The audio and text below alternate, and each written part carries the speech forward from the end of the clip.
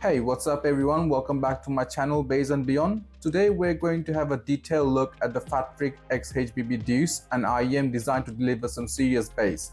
But is it worth your hard-earned cash? Let's find out. Before we get started, I want to give a big shout out to my friend Sajid for loaning me his pre-ordered unit for this review. Sajid, you're a real MVP for supporting this channel. Alright, let's dive in. First, let's address the elephant in the room, the controversy surrounding the Deuce. For starters, people who pre-ordered the Deuce directly from Fatfreq faced major delays. On the flip side, those who ordered from third-party platforms like Linsol or AliExpress received their units much quicker. Adding insult to injury, Fatfreq had promised bonus accessories for pre-order customers, including a red metal case, a premium leather carrying pouch, and an impedance adapter. Many buyers didn't receive these, even after waiting for up to 4 months, and the company's customer service was sluggish to say the least. There's another issue worth mentioning. Fatfreq advertised the Deuce as having a massive 25 dB sub-bass shelf, but independent measurements, shout out to Jason, aka the Tone Deaf Monk, shows that it maxes out at 20.5 dB, even with the included impedance adapter.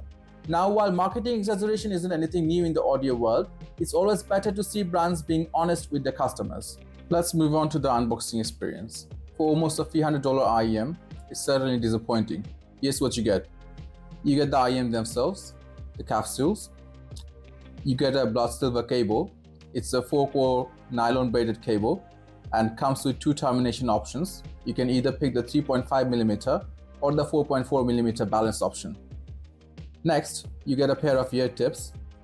So these are the Tri-Clarion ear tips, and one of the worst ear tips I've ever experienced in this price range. You get the included impedance adapter, but you only get this if you have pre-ordered the Deuce.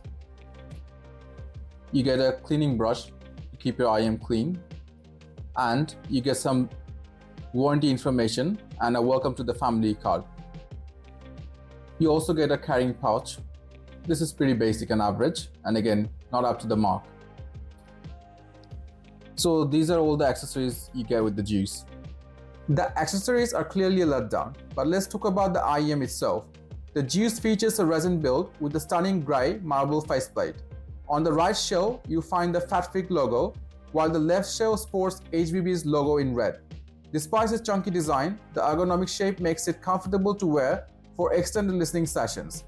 The thick 6.9mm nozzle lip might make it tricky to find some third-party ear tips, but overall, the build quality is solid. One major annoyance though is the recessed 2-pin design. Removing the cable requires significant force, which increases the risk of damage.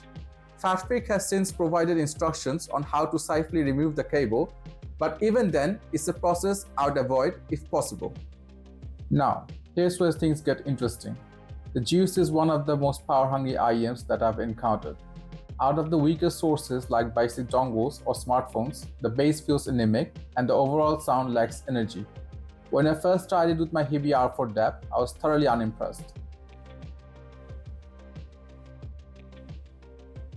But when paired with my Shanling M5 Ultra, a DAP that outputs 1.1 watt of power from its balance port on high gain, the Deuce came alive. The sub-bass hit with incredible rumble, the mids gained clarity and texture, and the overall technical performance significantly improved. However, even powerful dongles like the Kind RU7 struggled to unlock its full potential without being connected to a desktop or laptop, which is really surprising. The included impedance adapter boosts the bass further, pushing the sub-bass shelf from 16.87 dB to 20.5 dB. But this makes the Deuce even harder to drive, and pushes the mids further back while darkening the treble. For this review, I focused on the Deuce's stock configuration. Let's break the sound quality into sections. First of all, the treble. The treble is smooth and slightly dark. It's forgiving, especially for treble-sensitive listeners, but lacks the sparkle, air, and brilliance you'd expect at this price point. Cymbals and hi-hats, for example, sound muted, and instruments like flutes and violins feel veiled. The tuning helps avoid fatigue, but it also sacrifices excitement and top-end detail. The mids are where the Deuce really shines. Vocals are clear and detailed, sitting in a balanced position within the mix, not overly forward or recessed.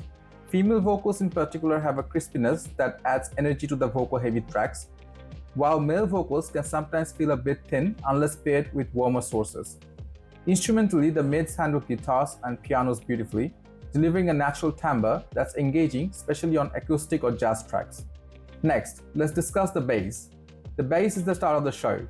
The Deuce leans heavily into sub-bass, delivering deep physical rumbles that are perfect for bass-heavy genres like EDM, hip-hop, and cinematic scores.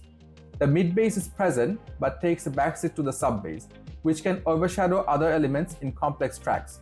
Still, the bass is powerful, textured, and immensely satisfying for bass heads. Finally, coming to the technical performance. While the Deuce isn't the most resolving IEM, it's no slouch either. Resolution and detail retrieval are average, but its imaging and instrument separation are commendable, keeping tracks clean even in busier passages. The soundstage has good depth and height, but isn't particularly wide, giving it a more intimate presentation. Now, on to some comparisons versus the Penon Fan 3. The Fan 3 is a mid-centric IEM with a more natural and versatile tuning. Its treble extends better, offering more sparkle and air, and its vocals, both male and female, are more forward and lifelike. However, when it comes to bass, the Deuce is the clear winner. The Fan 3 sub-bass reaches low, but it can't match the Deuce's sheer quantity, rumble, and slam. Soundstage is wider and airier on the Fan 3, while imaging and separation are comparable between the two. The Deuce excels in bass-heavy genres like EDM and hip-hop, while the Fan 3 performs better in multi-layer genres like jazz and classical. Next, let's compare the Fatfreq X HBB Deuce to the Dunu X Giz Audio DaVinci. Both of these are collabs, so the DaVinci offers a warmer and more organic tonality compared to the Deuce's slightly sterile sound. Its lower mids are thicker, providing better male vocals and overall note weight. However, the DaVinci lacks treble energy and bass impact, making the Deuce more exciting option for bass heads. Both having an intimate soundstage, the Deuce edges ahead in imaging and separation. So guys, we have arrived at the conclusion of this review, and the main question now is the Fatfreq X HBB Deuce a one-trick pony? In some ways, yes. With the included impedance adapter, it's a bass head's dream. But even in its stock configuration, it's somewhat niche, excelling in bass-heavy genres while falling short in treble sparkle and technical versatility. Overall, I'd rate the Deuce a solid 3.5 out of 5. If you're looking for an IEM with thunderous sub-bass and balanced mids, it's definitely worth considering. So guys, thanks for watching. If you enjoyed this review, don't forget to like, comment and subscribe, and let me know in the comments what's your go-to bass-focused IEM. See you in the next one.